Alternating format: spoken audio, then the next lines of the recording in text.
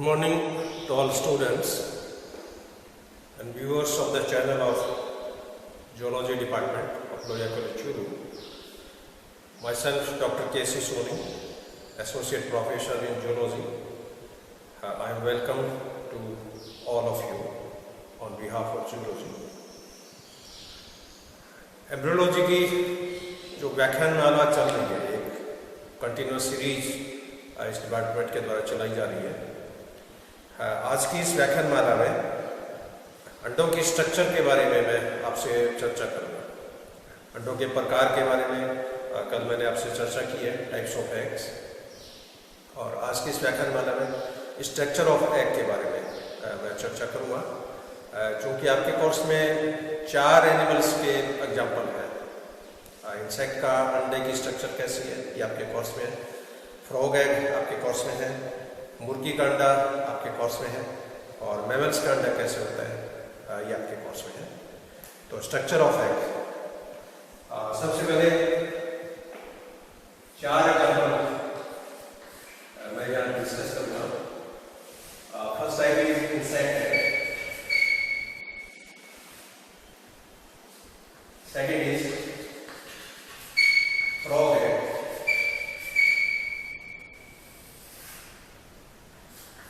third is chick egg, and fourth is mammalian egg.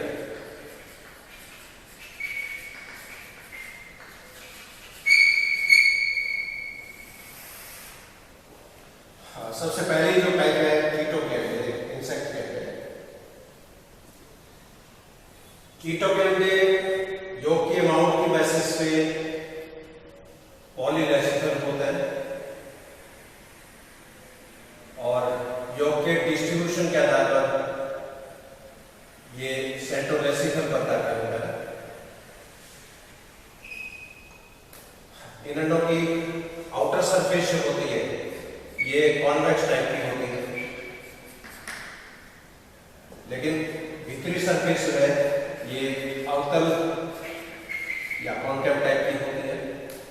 और ये जो गड्ढा है, इस गड्ढे को हाइलम के नाम से जाना जाता है। इन अंडों के केंद्रीय भाग में योग भरा हुआ है और उसके चारों तरफ साइटोप्लाज्म उपस्थित होता है। Central part of egg is filled with yolk and it is surrounded by a thin layer of cytoplasm. तो इस अंडे में सेंटर में योग भरा हुआ है और इस योग के चारों ओर कोशिकाएं उपस्थित है, इसलिए इस अंडे को सेंट्रोलेसिकल का नाम है।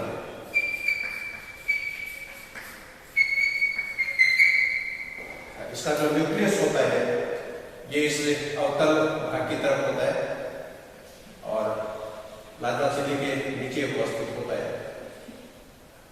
This part is nucleus.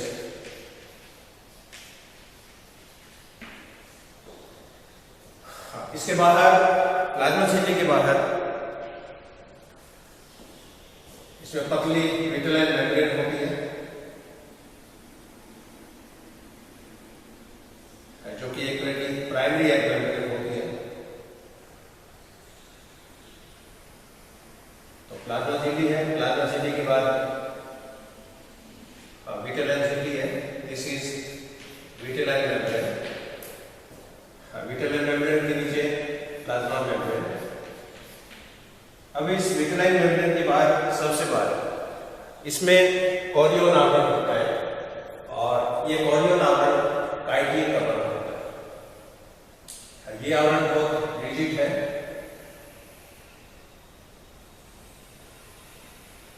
और पूरे अंडे में सबसे बाहर ये प्रेजेंट है।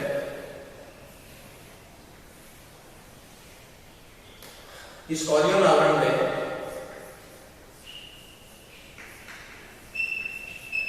एनिमल पॉल की तरफ एक सूक्ष्म छिद्र पाया जाता है। इस छिद्र को माइक्रोपाइल के नाम से जाना जाता है। ये इसका अंडे का एनिमल फॉर्म है। ये अंडे का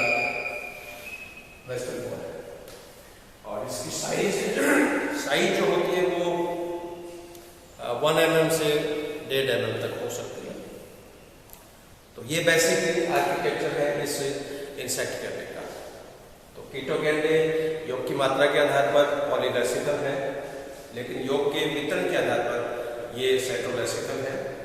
और इसमें सेंटर में योग होता है जो चारों तरफ से साइटोप्लाज्म के द्वारा घिरा होता है।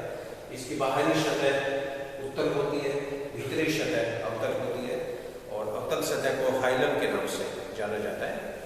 प्लाज्मा झिल्ली के जस्ट बाहर विटेलाइन झिल्ली प्रेजेंट होती है, और विटेलाइन झिल्ली के जस्ट बाहर ये कोरियन आवरण होता है। इस कोरियन आवरण में एनुअल पोल की तरफ एक सूक्ष्म छिद्र पाया जाता है जिसे माइक्रोकोइल कहते हैं। और फर्टिलाइजेशन केस में शुक्राणु जो होता है वो इसी माइक्रोकोइल के द्वारा इसके अंदर एंटर करता है। सेकेंड एग्जाम्पल फ्रॉग है, मेंढक गैंडे। मेंढक गैंडे योग की मात्रा के आधार पर मीजोलेसिकल होता है, और योग के वितरण के आधार पर ये टीलोलेसिकल होता है।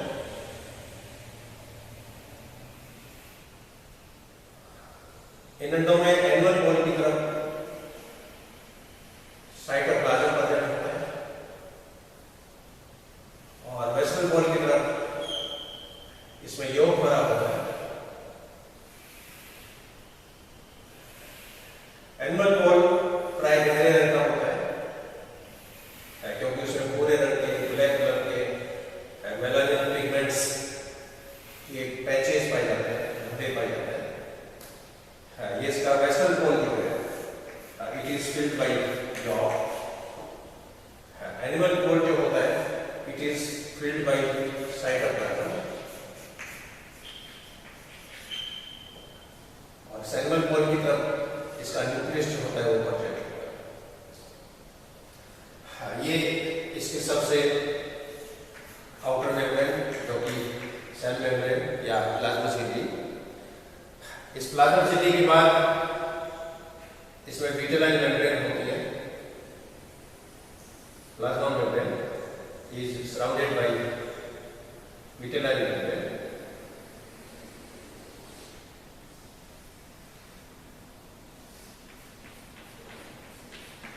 और इस विटेलाइन झिल्ली के बाद फिर जैली आवरण होता है इसमें। तो 3 इसमें जैली लेयर होती है, और ये जैली लेयर एग लेने के बाद में पानी के कांटेक्ट में आने से ये फूल जाती है। ये जैली लेयर इसको पराबैंगनी किरणों से प्रोटेक्ट करती है। ये पानी के अवशोषण के कारण फूल जाती है, जिससे अंडे पानी में तैरते रहते हैं। इनके अंदर विचित्र प्रकार की दुर्गंध भी होती है, अनगेट स्मेल होती है, और इस दुर्गंध के कारण इसको जो पानी में रहने वाले जो जानवर है, जीव जंतु है, वो इन अंडों को खाते हैं। और इसका जो डायमीटर है ये लगभग 1 mm से 2 mm तक हो सकता है। तो मेंढक गैंडे मीजोलेसिकल है, टीलोलेसिकल है, एनिमल पोल पर साइटोप्लाज्म है, वेस्टर्न पोल योग से भरा हुआ है। प्लाज्मा झिल्ली के जस्ट बाद विटेलाइन झिल्ली होती है, और विटेलाइन झिल्ली के बाद जैली लेयर्स होती है। और एक स्पॉन में हजारों की संख्या में अंडे दिए जाते हैं, और ये स्पॉन अल्ट्रावायलेट रेज से प्रोटेक्ट करता है, कैमोफ्लेज का कार्य करता है। हल्का होने के कारण ये पानी के साथ ये फ्लोट भी करता रहता है। इसके बाद में तीसरा जो क्या होता है चिक एग, मुर्गी का अंडा। मुर्गी का जो अंडा होता है इसके अंदर 4 मुख्य संरचनाएं होती है। पहली संरचना इसमें कवच, शेल। अंडे में सबसे बार कैल्शियम कार्बोनेट का व्हाइट कवच होता है, सेल। सेल के नीचे कवच झिल्लियां होती है, सेल मेम्ब्रेन।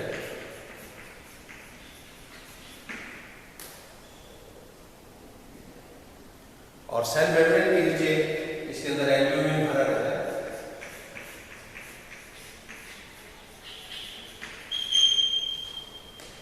और अंडे के सेंटर में ओवम प्रेजेंट होता है। ये मैंने कल के व्याख्यान में बताया था कि ओवम के चारों तरफ झिल्लियां जब बन जाती है तब ये रचना अंडे में कन्वर्ट हो जाती है। तो मुर्गी के अंडे में भी ओवम है और ओवम के चारों तरफ ये डिफरेंट टाइप की मेम्ब्रेन्स बन जाती है और मेम्ब्रेन जब बन जाती है तो ये रचना अंडे में कन्वर्ट हो जाती है। हाँ, इन सभी भी मैं थोड़ी थोड़ी चर्चा करूँगा। इसके अंदर सेल जो है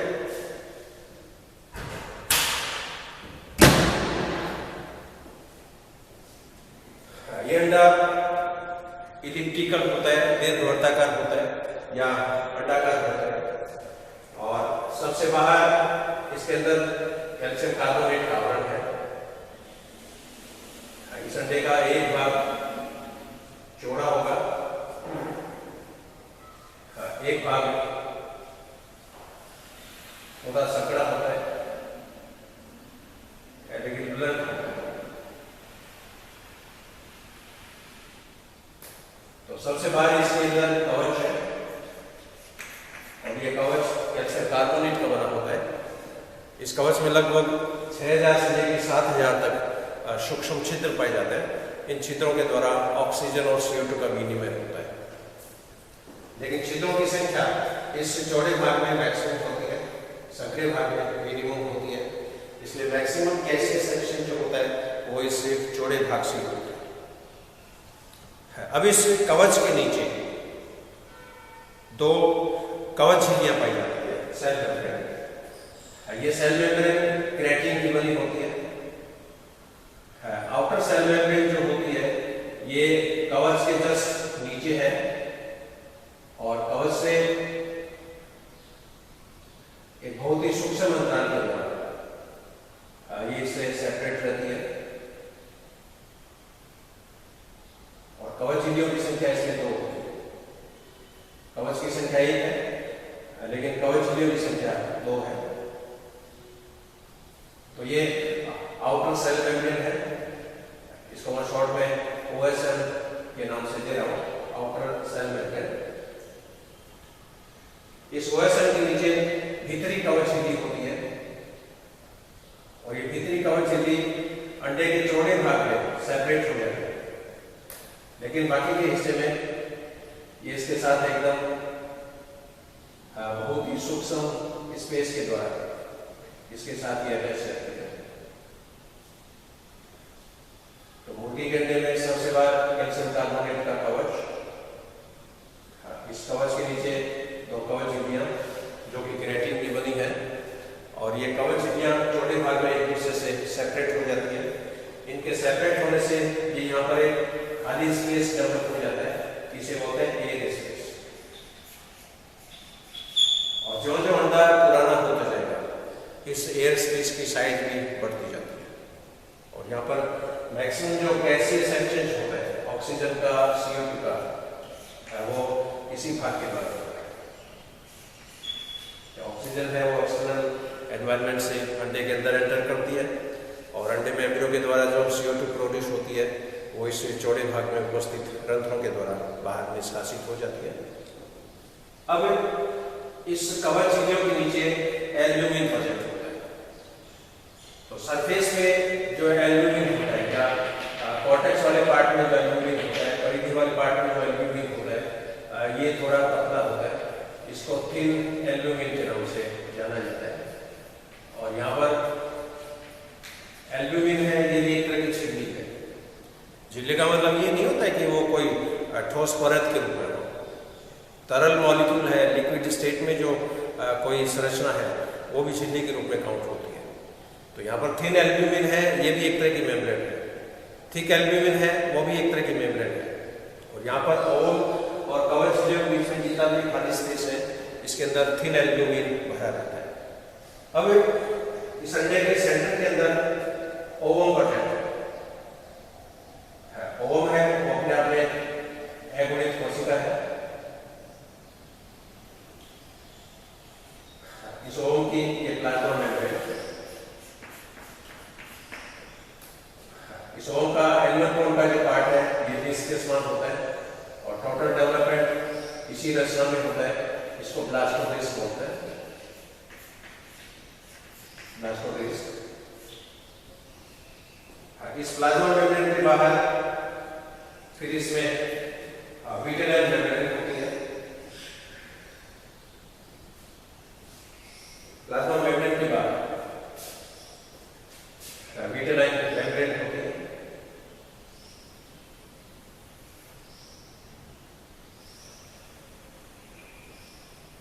दिस इज विटेलाइन मेम्ब्रेन। और विटेलाइन मेम्ब्रेन के दोनों तरफ थिक एल्यूमिनियम होती है जो एक रज्जु के रूप में प्रेजेंट होती है। इस पार्ट को चलेजा के नाम से जाना जाता है। This part is called as चलेजा या चलेजा। अब ये जो ओम है, इस ओम में योग की 5 रिंग पाई जाती है। व्हाइट योग, येलो योग, व्हाइट योग, येलो योग। और ये रिंग सी के आकार की होती है और ये एकांतरिक रूप में प्रेजेंट है।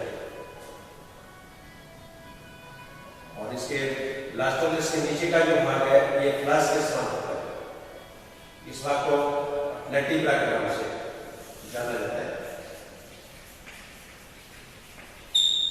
ब्लास्टोलिस के जस्ट नीचे का जो भाग है इसको न्यूक्लियस ऑफ पेंटर के नाम से जाना जाता है। हालांकि यहाँ पर केंद्रक जैसी कोई रचना नहीं है, लेकिन ये शब्द पुराना प्रचलन में है। इस भाग को पेंडर का न्यूक्लियस कहा जाता है, जबकि वास्तव में यहाँ पर न्यूक्लियस जैसी कोई स्ट्रक्चर नहीं है। और इस लेटिब्रा के चारों तरफ इसके अंदर फिर ये योग की जो कॉन्सेंट्रिक वलेज होती है वो इसके अंदर प्रेजेंट होगी और ये सी के आकार की होती है। जैसे मान लो ये येलो कलर की जैसे रिंग है तो इसके बाद ये व्हाइट योग की रिंग है। इसके बाद फिर येलो कलर की रिंग है, फिर इसमें व्हाइट कलर की रिंग है।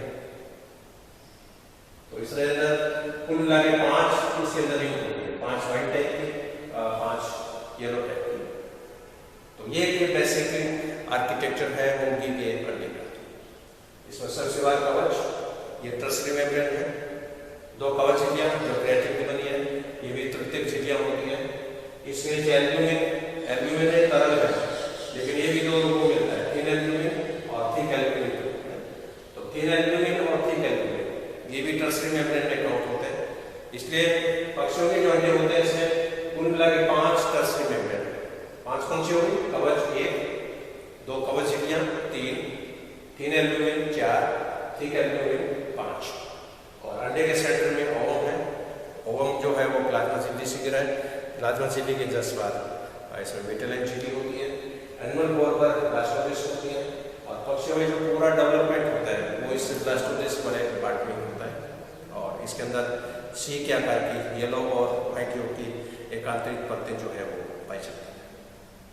तो ये एग्जाम की दृष्टि से चिक एग की स्ट्रक्चर है, ये बहुत इंपॉर्टेंट है। और कई बार इसमें केवल डायग्राम ही पूछा जाता है, ऐसे टाइप का क्वेश्चन भी आता है। चौथा जो एग्जाम्पल है वो है स्तनधारियों का अंडा, मैमेलियन एग। मैमेलियन एग जो होता है ये बहुत सिंपल है। मैमल्स के जो अंडे होते हैं ये योग की मात्रा के आधार पर एल-एसिटल होते हैं, लेकिन योग के वितरण के आधार पर ये आइसोलेसिटल होते हैं। और स्तनधारियों के अंडों में 3 आवरण पाए जाते हैं।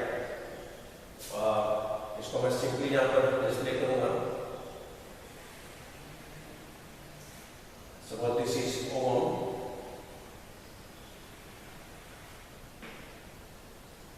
ओवम के जस्ट बाहर जो मेम्ब्रेन है इसको जोना पेलुस कहते हैं।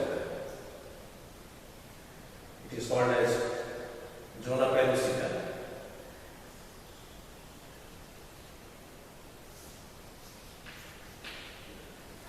जोना पेलुसिटा के बाहर जो आवरण होता है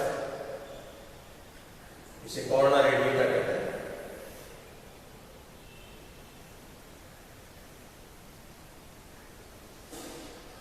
Called as corona radiata। और corona radiata के बाद जो आवरण होता है इसको क्यूमुलस कहते हैं। It is called as cumulus.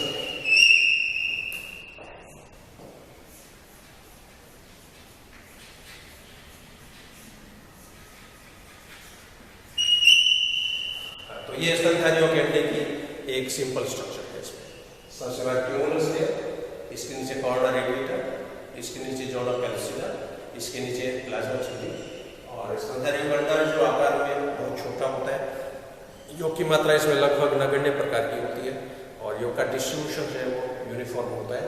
इसलिए स्तनधारियों में प्लेसेंटा नामक रचना की आवश्यकता होती है।